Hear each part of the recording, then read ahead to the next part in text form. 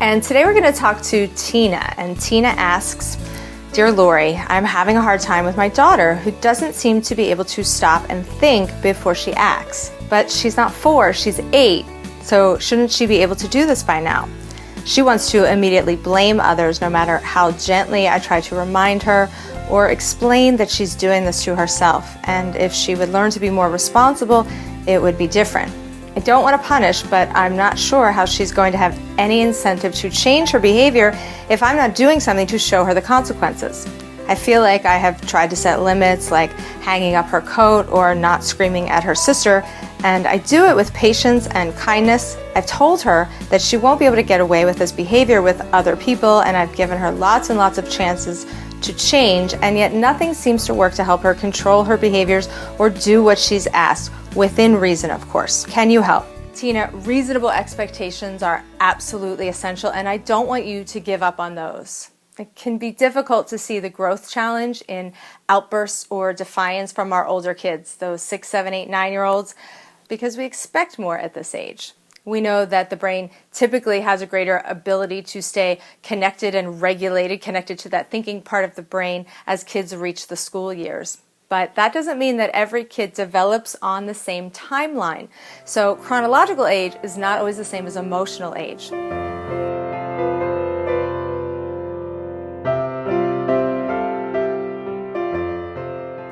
You want to impart long-term lessons for growth and not just lectures on behavior for short-term obedience. So this isn't a matter of discipline as much as it is a matter of accepting your child's rate of development. A strong foundation of emotional intelligence comes on its own unique timeline with every kid. Some kids feel more deeply and therefore have more intense reactions and a longer learning curve in this area. And some kids may pick up on it much more quickly and develop that emotional maturity faster. But this works similarly in other areas. Some kids zip through geometry and struggle with algebra, or some kids are more natural musicians and less skilled in other areas. But do we blame kids for lacking in those areas by a certain age? Of course not. So it will be helpful to think of your child's emotional and cognitive development in the same way. If she is reacting and blaming others, she may be deflecting a whole lot of shame and blame that she actually feels herself. And then this is interrupting her ability to actually make better choices. So let's look at some communication tips that you can use to be sure that you are sending your child the right messages and giving the skills that will forward her growth and development. You influence the lessons you are trying to impart by how you speak about them and how you speak to your children. Do you point out behavior and make lessons out of the mistakes that you see? If so, you may be interfering with the real goals that you have. Now, Tina, using your examples of screaming at your sister or not picking up your coat, the well-intentioned parent in the traditional paradigm might say something like, "Honey, if you would learn to speak softly, this wouldn't happen. If you would just pick up your coat, I would stop asking. You're doing this to yourself. You have got to start learning how to behave. You need to be responsible and learn to clean up after yourself." Okay, so next time you want to think before you act. If you think that you can get away with this behavior in the future, you are mistaken. This won't be tolerated by others. I'm giving you one more chance. I'm getting tired of this. This is it, okay? Now, what your child hears and intuits is that she is the problem, is that she must be a terrible person for not being able to do what you say she can do. It's obviously easy if you're saying that she can do it, so she must be a failure or incapable if she can't.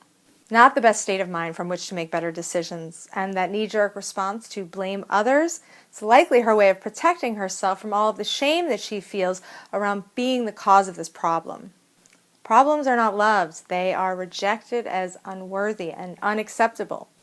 So as I see it, the problem is not in our lack of consequences, but in our failure to recognize the consequences of our feedback. When we critique our kids' actions and judge their failures as problems that we need to fix rather than skills that they need to practice, then there is no incentive to do better. We've already labeled it as a failure, so it's going to be tough for your child to risk trying with a foundational belief like this. So how can we reframe the language for our kids, giving positive feedback which will nurture growth and enable change? Instead of naming your child as the problem or as the cause of her own undoing, Just make an observation and name the challenge that your child is attempting to overcome without making the challenge shameful. You can say, I noticed that your coat is on the living room floor and that you didn't hang it in the closet. Or, I heard your voice from the kitchen. That happens sometimes when you're feeling upset. And then move to validating your child's feelings and intentions without defending your limits. You can say something like, it's been difficult for you to remember what to do. I imagine that feels frustrating for you when I ask you to stop playing or stop doing what you're doing so that you can keep that agreement we made. When you're upset with your sister, you forget that our agreement is to speak softly and with kindness. It's hard to manage our behaviors when we're angry. And then next, instead of challenging your child to change by making her fear the future or using your authority or position to let her know that this time she's getting a pass, but next time, nothing. Which really only says, I don't have much faith in your ability to meet my expectation. Instead, try naming the desires and the needs and the mistakes without making them scary or shameful. You can say something like, this is not what you were expecting. You don't want to have to stop what you're doing to pick up your coat. You would actually rather that I just do it for you because it's easier. You wanted to show your sister that you didn't like what happened. I think that if you were able to think clearly, you would have stopped yourself and not raised your voice. Do you agree? And then instead of doling out second chances or final ultimatums, show your child that you are going to work with her on this for as long as it takes. This will give her the confidence and incentive to tough it out. You're not going to let it slide, but you're also not going to give up or give ultimatums just because things get rough or need more practice. You can say, I want it to be different, and I'm hoping that you do too, so I want to work with you on this until you can manage it on your own. It's important that you feel heard and are able to be responsible, but it's not easy. I have faith that we can get through this. We just need some more practice. Then be proactive. When your child is calm and receptive, you can suggest solutions. So let's make a plan. When I see you start to get angry, I'm going to come by and touch your shoulder, or I could ring this bell. This could be your cue to take a break. Or ask for solutions. When I see your coat on the floor, what would be a helpful way to remind you to pick it up? Now you've considered the goals, you have strived to make a plan with your child that encourages practice instead of just demanding change. The same rules apply, the same limits are held, but without the blame, shame, and fear that invade our connections. Now your child has been made aware, but also been given the freedom to direct her own actions. This is the kind of incentive that builds intrinsic motivation, the opportunity to be a part of something larger, to contribute our perspective and be respected for where we are. Cooperative solutions give kids the freedom to master their own behaviors with the confidence that they don't have to do it alone. Okay, that was my teachable moment for you. Now what about you? Do you tend to make those learning lessons out of your child's failures or use guilt or fear of the future to motivate your child to change? In today's challenge, I want you to switch it up.